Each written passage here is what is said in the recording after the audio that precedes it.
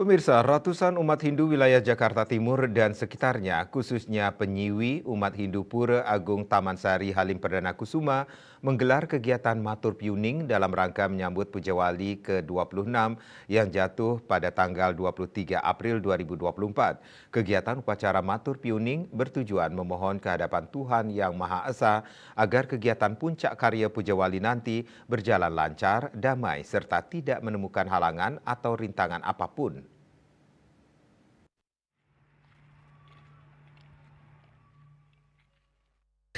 Ratusan umat Hindu Jakarta Timur dan sekitarnya, khususnya penyiwi umat Hindu Pura Agung Taman Sari Halim Perdana Kusuma Jakarta, melakukan kegiatan upacara Matur Piuning dalam rangka sambut Puja Wali ke-26 Pura Agung Taman Sari Halim yang jatuh di Purnama Jista tanggal 23 April 2024. Upacara Matur Piuning dipuput oleh ide peran istri buruan lor dari Geria Halim Perdana Kusuma Jakarta.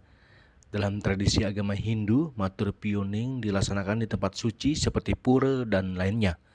Upacara Matur Piuning sebagai suatu upacara memohon doa restu kepada ide Sang Hyang Widiwasa atau Tuhan Yang Maha Esa agar nantinya kegiatan puncak karya Puja Wali nanti berjalan lancar, damai, serta tidak menemukan halangan atau rintangan apapun, serta diberikan keselamatan dan kerahayuan.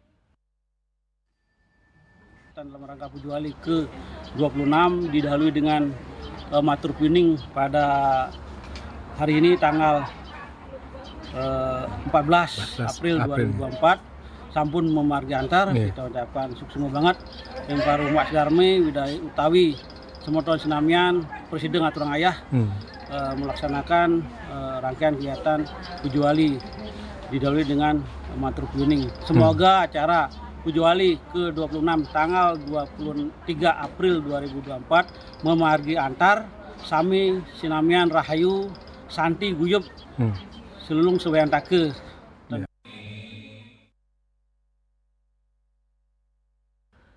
Setelah upacara Matur Piuning, umat Hindu menggelar kegiatan ngayah umum diantaranya menjejahitan sarana upakara serta membuat kelangsah dan lainnya.